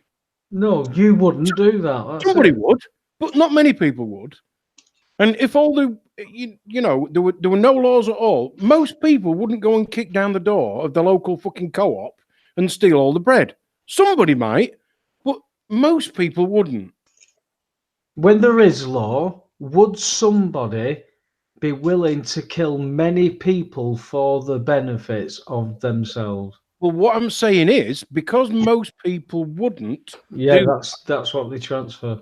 People basically look at the news and think, "Oh, well, it must be true," because and when people like us say, "Well, yeah, but money's not real and it's all a con," and they go, "Well, they wouldn't do that." And the reason they say they won't do that is because they won't do that. I go, "Oh, it's over my head." Oh. Yeah, it's over my head. But if you said to them that, I don't know, 5G is this is what we definitely know that 5G is and it's not good. Oh, well, no, they wouldn't do that to us, would they? Well, the fucking last 300 years aren't gone very well, have they? Did you watch Game of Thrones? Download it in 2.6 of a second. Yeah, because that's all they're bothered about. Yeah, exactly. On 5G. Brilliant. Yeah. Awesome. Awesome. Listen, I think we're about, we're nearly, I saw a ghost today. No way. I did. I saw a ghost today. What did it say? Well, right. I went out onto, took my dog onto the field. You've met Watson, Adi? Yeah, several times. How does he react to people and other dogs? Oh, he's just all over everything. He's like the friendliest mental thing in the world. Right. Is that real? Do you mean that? Yeah, he's just like, million miles an hour. Love me, fuss me, play with me, and I'm going to run off. Yeah, right. So today, honestly, this happened. I'm on my scooter, and I play a little game. I've got one of them sticks and a ball, and I throw it, and I try to hit crossbar. All right.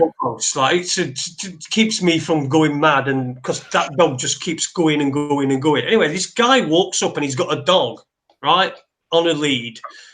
Now Watson takes no notice of him whatsoever, or the dog, or anything, and he's just scratching around. And normally he's there, especially I have to usually put him on a lead when a dog comes, because he'll start shouting and being a knobhead. And this bloke.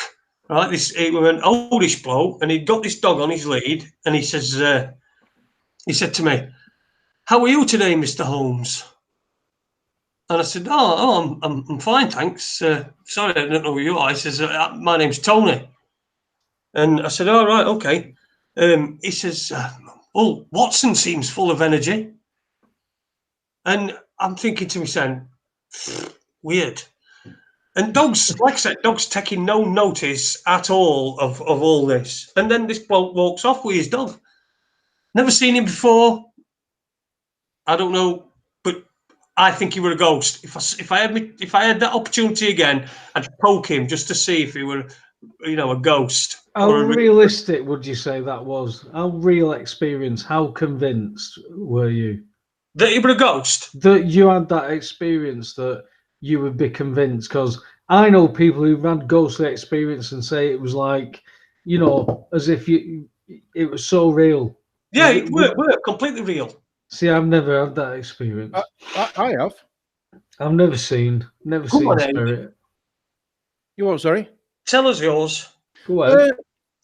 Down at the old ice rink in Sheffield, which is the building was owned by Mecca. Weren't they all? You what? Sorry. Weren't they all? Yeah, they were actually. It's true. Yeah, and like a lot of them, like the one in Bradford, they were upstairs. Right. Now, apparently, and I'm not originally from Sheffield, but apparently, the building that was used for the casino downstairs and upstairs was the ice rink, and then on a third level were a couple of drinking bars and sort of. I suppose you could call them nightclubs, but it was more a room that people rented for weddings and 18th and 21st and stuff. Function room, yeah. And I think they still do. Although I think it was or still is a roller rink now. But anyway, apparently the building used to be the TB hospital. And there used to be another floor and certain sets of staircases that are no longer there that used to be. Anyway, I worked there DJing, and that's how I got into ice hockey and announcing for English Premier League ice hockey and yada, yada, yada. But anyway, they all used to talk about this ghost who was one of the nurses that used to work in the TB hospital. And me were like, yeah, what a load of bollocks. Don't believe it. Don't be stupid. The woman who was in charge of the function suites upstairs used to be making buffets and that for things, and used to apparently stand and talk to her. Not that there was ever a conversation, but she could just see her and she used to talk to her. And then one day I walked into the staff room and she was sat watching telly. Dressed in like a nurse's uniform, but grey. And I just kind of walked in and went, oh, fuck, turned around and walked out again. And then about, a week later, maybe not even that, probably the next weekend, I was up in the manager's office in the function suites, and you could actually look at the TV monitor, okay, and the camera was sort of the other side of the doorway, looking down onto the stairs. So I'm looking at a TV monitor, and I'm going, ghost on monitor, stuck my head out, no ghost down the stairs. No ghost on the monitor, hang on a minute, ghost on the stairs. So I'm there, and I said to the woman who at the time was the manager, and she went, oh, yeah, she's up here all the time. And then one night there was all the ice hockey training used to happen either early morning or late at night, because there's public sessions on. So, if you want to train for ice hockey, sometimes you're on the ice at midnight, 1 o'clock in the morning, because it's not like a football field. You can't train ice hockey on a football field. You can just find a bit of grass. You've got to have an ice rink. I can watch ice hockey, though, because of football. Yeah. I can relate to. So, a lot of training. And I've seen one of the biggest, hardest guys I've ever met in my life run out of a changing room and piss himself because he's seen this ghost in the changing room. And he was a big, hard, strapping lad who was forever fighting in hockey games, which when fighting was really, really common in hockey games, he was an animal. You know, and I've seen it, and I thought, so, you know, I've seen one. Or what my brain would say was something that wasn't a normal person. Call it a ghost, call it whatever you want. But I've seen lads run out of changing rooms and do exactly the same things for completely different reasons. But I told a story that a friend of mine who bumped into this old lady in McDonald's ended up taking her to post a calendar on the way home to dropping her off, where they dropped her off with the shopping, and her husband said, I'll call on my way home from work tomorrow and I'll change that light bulb. When he went the next day, the house was all boarded up. The neighbours said it's been empty for years. oh my And God. that's one of the weirdest experiences. And these people are the most soundest people you could ever meet.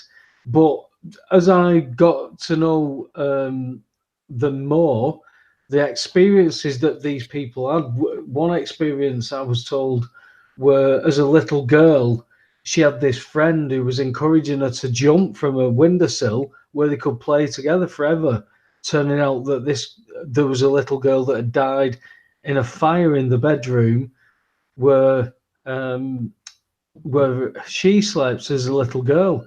And she said, I remember asking her, can I brush your hair? And she says, I haven't got any hair. And that was because it was burned off in the fire. Real experiences that I could never say I've had. So it's weird, isn't there? My ex-wife's nephew, God, I can remember him when he was about, I don't know, 2-3 years old. He's obviously a lot older than that now, and apparently is a nuclear physicist now. Clever lad. Anyway, when he was a kid, he always used to talk about his friend.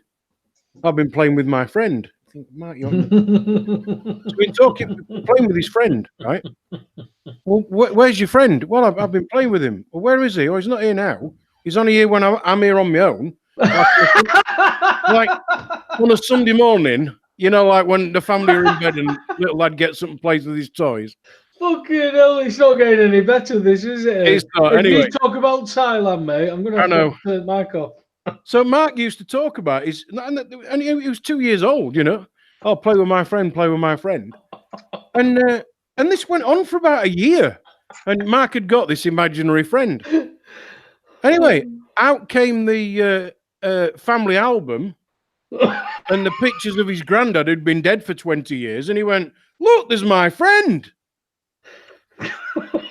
Oh, God. Oh, mate. Yeah. I've never had a real experience like that. All mine's been in, you know, images in your head. You know, when you see stuff in your head, mental images, so you can formulate opinions and things like that. My experiences have been like that. And when I've related those experiences, people have been able to relate to them. When I was doing mediumship years ago, the woman I was working with I did go to a few spiritualist churches just to see what was going on, but she wanted me to start trying to give messages, because I had done and given messages. There was like 12 people organized. There was meant to be about 15 people to give messages. 3 of us turned up, and I give messages to people, completely different ones. One's describing an old auntie of all this kind of caper, and then a situation where I was drawn into my head. It was the old rally chopper bikes, oh, God, yeah. And there was a band across the rally chopper seat, and it said, "Do not carry pillion passengers." Right. Yeah. And I said to this fella, I said, I've got this image from that feeling that you are trying to do something for somebody. You're trying to carry them, but you can't. They've got to do it themselves. There's nothing you can do. It's like and I said, it's like cruel to be kind, but I don't mean not do anything, but you've got to let them do it, and you've got to, you can't carry them type thing. And they came to me afterwards, and they were brother and sister, claiming that I was really accurate over when I was talking to her about her auntie.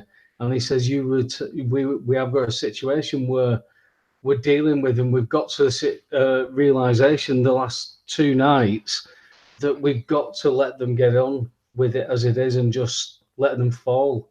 And you don't look anything like Derek O'Gara. No, and Sam, what did he say? What did he say? Oh, he says you're a dickhead.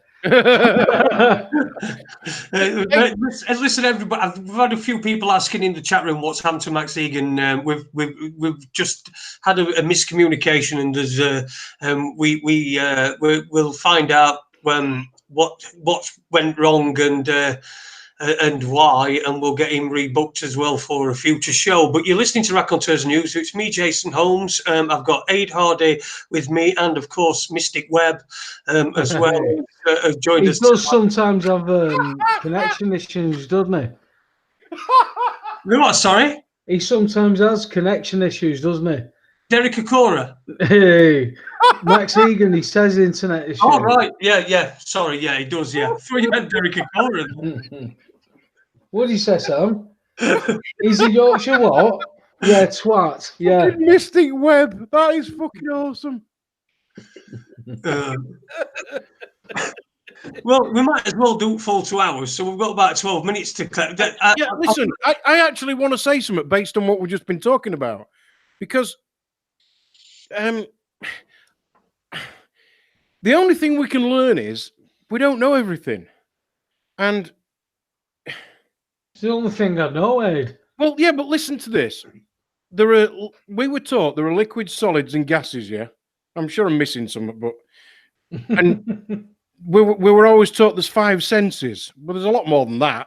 But if something's a solid, this pen, I don't know, but apparently it's made of protons, neutrons, and electrons, and between all those, there's this fucking huge gap, and there's nothing in there. So why is this pen not fucking wobbly? And is a solid, or is it a mixture of a solid and a gas? And it's what I'm saying is it spiritual? Is it just shit that we can't see? Is it because I don't know.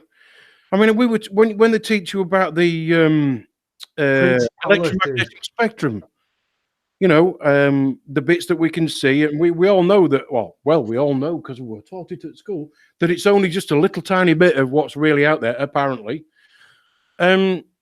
So, what is real? What isn't real? What is solid? What isn't? No, all I know is that the beer that was in this bottle that's supposed to be solid was a liquid, and when I go, I just turned it into a gas. But other than that, but this glass is supposed to be made of protons, electrons, and there's supposed to be big gaps between it all that are really big. What makes sense? What does make sense? And no, I haven't been smoking, I promise you. Vibration. That's it. It's an interaction of that. It's a dense vibration mixing with your dense vibration of your skin, helium within the medium. It's all the same, isn't it? But yeah. What is the consciousness that it holds all that together when it manifests out here? Because it can't be out here because it's got to be in here. And then when you realize it's all about being in here, then you start to say, oh, look at all these scrapes that I keep getting myself into. Am I trying to teach myself a lesson by these experiences of not only what I experience physically, mentally, spiritually to myself, but to my family, to my friends, to other people, and what is going on in the world? And the world is on fire, and people have got a big picture holding up in front of themselves there going, sunshine and lollipops. Bonkers world, pal. Bonkers world, pal. But with Jason, I have to say, you haven't said much tonight, but them 2 words that you said a few minutes ago, mate, fucking hell, that were brilliant. Well, we aim to please. Mystic Webb. Well, hey, come on, let's be truthful. We aim to please eventually. No, we aim to seat of the pants. Else. Seat of the fucking pants. 20 minutes before time. Jason, link. Yeah, I was just going to do it. Fuck off. No, actually, I were, because I were going to put it. I were putting it in that group so that you would see it and Max would see it. That's what I did put it in there. So if I'll tell you what, Andy Young, 2 fucking years he's been saying, I was just doing that. I'm just coming on. I'm just here. Where's Jason? Oh, he'll be here. You've got previous, mate. Sling it. Well, listen. Yeah. All right. Well, what I was going to say is fucking. It were 10 minutes before end of fucking show, and he starts bringing up fucking protons, neutrons, and electrons, and fucking space and vibrations and things like that. For fuck's sake, we all got 10 minutes left, man. One of my mates, after about 7 years of me and my best mate talking about it, he said to both of us, he went, "Hey, do you know? I realised the other day that we're all made of atoms. Everything is, and it's 99.99999% empty space." And me and Eddie looked at each other, both looked at him at the same time, and went, "Yeah, we know." And he went, "Oh," and he looked really shocked. You know, this was a lad who wouldn't even talk about it, how silly an idea it was. He forgets his audience. Do you know what I mean? And it was such a surreal experience to have that with someone. It was like I had the same experience where we saw a group of lads we'd known all our lives, and they all said, "Yeah, we do this every week." And it was the betting slips going, "Oh, that one's dud, so that'll go in the ashtray." And all these bets every week, this time, few pints, all, and you're going, "Wow, they work all that, they do all that." And you have that experience, and you think, "Well, we're just taught all wrong." It's some eye-opening stuff while you're going through some, as you well know, quite a few tribulations. Yeah, I wanted to a couple of things I wanted to mention. I wanted to mention the fact that the other day, and this really fucking bugged me, and I don't know whether I'm on some list or other, but the other day, me and Danielle were both in house, and we'd got people going knocking on doors with their red Labour T-shirts on, so they were canvassing for Labour around here. Loved it. My house. Corbyn will do it. Come on, Corbyn. I was stood in window, willing one of them to come down and dare to knock on my door, and they didn't. Nobody did. He's the one-legged man in his underpants glaring at him through the window.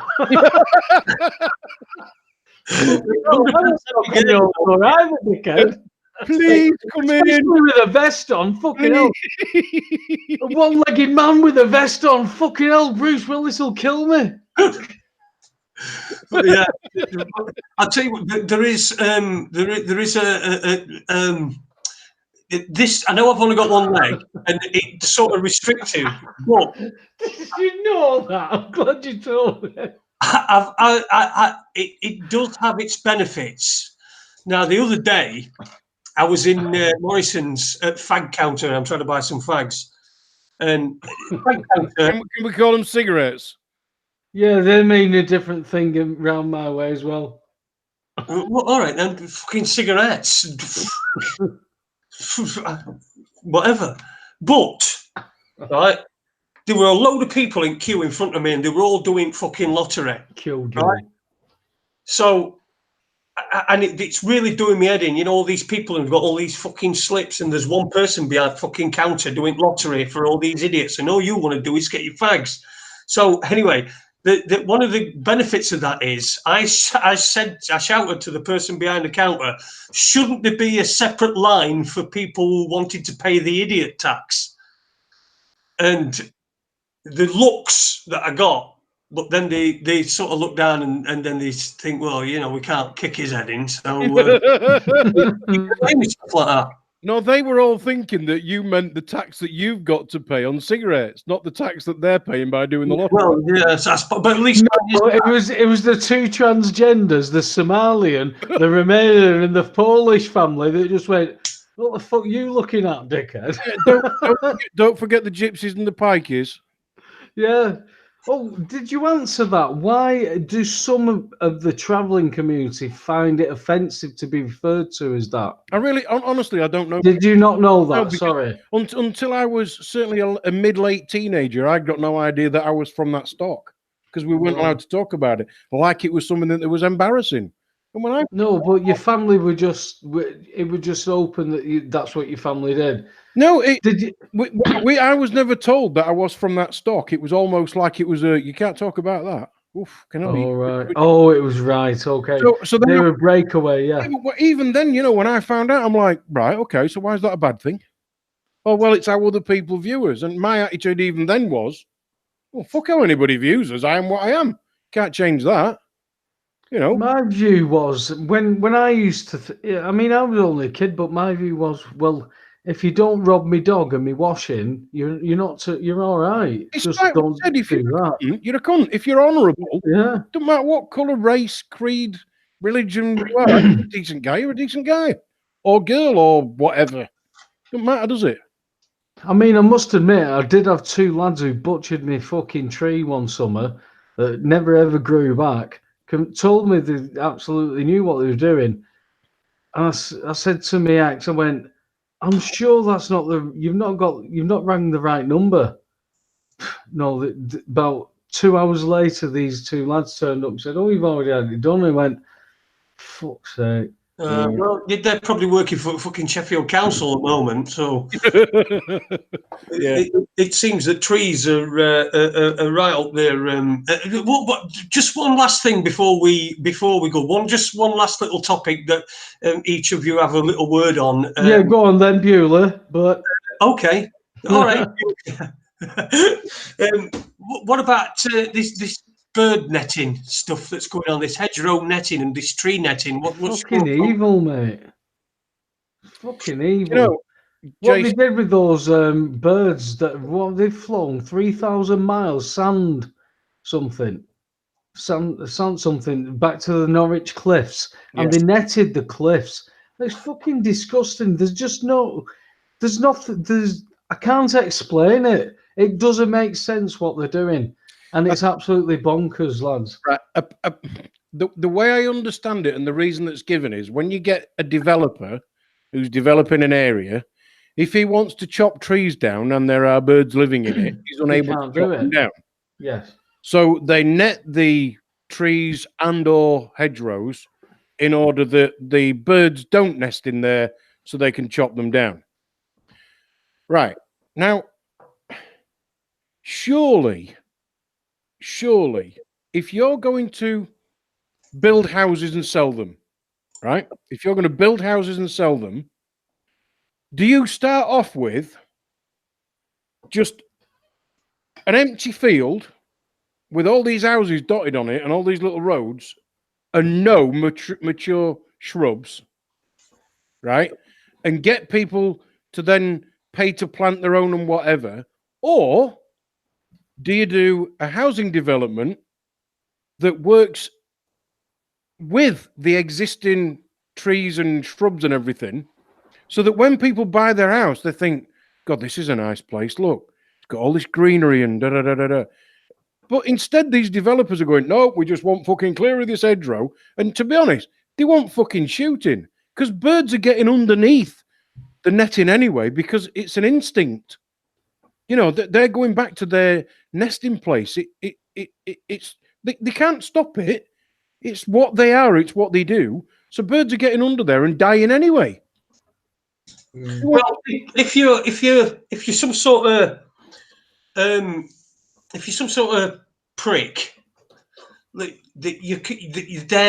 is an argument to be made. There's an argument that can be made that, like you just said, then with they wanting to keep the birds before they nest, which is why they do it between February. Why they don't do it when they've just fucked off on the fucking to go on the summer holidays that are in winter, when all birds have migrated. I don't know, somebody might, and believe me, I hate this fucking stuff. I think it's horrible. There's not only birds that are affected. There's other things that live in hedgerows, hedgehogs and foxes, and there's like ways through hedges. You know, I watched a program earlier on tonight on BBC. Actually, just happened to be on, and I couldn't be asked to get up to go and get remote. And it were about it, and it said that there were established routes that foxes take and things like that. You know, all these different, and they're all being cut off, and. You know, there is perhaps somebody who may be able to make it, who won't be able to make an argument that would make me think that it was okay, but might be able to make an argument when it comes to the development. But when you're talking about cliff faces with these sand martins, that's somebody's put in the chat room. That's what they were, sand martins. Thank you to that person. Let me see who that is.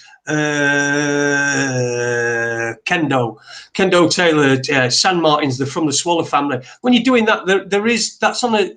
As I understand, it's on a cliff, so they're not going to be clearing that away, are they? So that it's cruel, isn't it?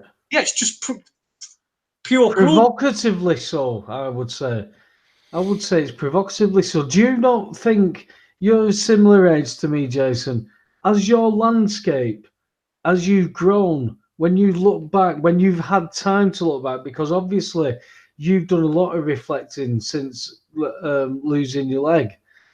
When you look back at the landscape, have you noticed how much it's changed?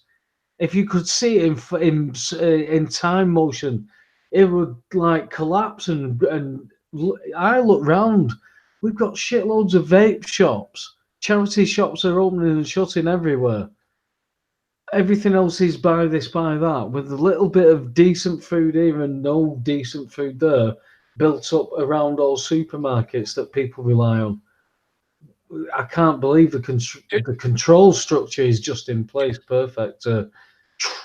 One thing that somebody started a conversation with me today was, you've got all the high streets saying we can't get people down the high street. No, okay. Well, so that's why the high streets are full of betting shops and charity shops, because nobody wants to rent the shops. It's because it's full of people, Aid. Right. That's why I don't want to go. But yeah, no, yeah. But people want to go shopping, like somewhere like Meadowhall or one of these big shopping centres, or they do it online. But then you get the local council saying, yeah, but people are not coming in. Well, hang on a minute. Anybody who's driving the wrong sort of car, you're not going to allow into your city centre without you charge them however much it is per day to be in there. Your car parking charges are that high because you want everybody to use public transport. Well, and that might all work, but for now, get rid of car parking charges and release a lot of the restrictions on parking. All right, you've got to let room through for, emergency vehicles and things like that. I'm not stupid, but relax a lot of it. Encourage people to come into the city centre. And then once they've got used to coming in, then you can say to them, look, what we want to do is expand it all and make it a really nice place and get cafes on the streets and that. So we want to shut this road temporarily, or we want to shut this car park. So can you now start using public transport? And it might just work. But when you just say to everybody, right, if you're going to come into town, we're going to charge you for that because you're driving the wrong sort of car. So then we're going to charge you this for parking your car. And when you go over, there's going to be some twat in an Ivy's jacket who's going to slap a ticket on your car that you don't really have to pay, but we're going to make you. Well, people just don't go into fucking towns, do they? I know someone who's going into cities and only ever pays the minimum multi-story parking charge. No matter how long he's there, he'll just pay the minimum because it's a camera of LED. When you get to the machine, it'll say, that's what you paid. Ditching, that's way over. There's your fine, come through the post. They contact him 3 times, threaten this, threaten that. Nothing's ever gone. Ever. That's it's very strange that is able to happen. We're, as a majority, we're missing something. Yeah, and what they're not... human nature is we're lazy fuckers, and we want everything when we want it, even if we didn't realise that we wanted it. So I'm not going And to. we're told what we want as well. Yeah, I'm not going to think, oh, I'm going to set off and walk to the bus stop now because the bus is due in 10 minutes. What you bring I'm the not gonna Jase into it for? I'm not going to think anything. Then I'm going to think, fancy a beer? Fuck it, I'll get in the car and go to the off license and go buy some and come back. Because that's what we do. You know, because that's the sort of society we live in. But, you know, instead they're just making it impossible because they're not thinking about human nature and what people actually do, which isn't always what people want. Because people don't know what they want till they want it. No. Listen, guys, I can see Webby's knackered. I'm getting a bit tired myself. I think it's about time we wrap it up. But I only mentioned birds, and God knows where that went. But I just wanted to. I just wanted to mention today. One of the nicest things today was when I was taking Watson for a walk. There's dog shit alley, we call it.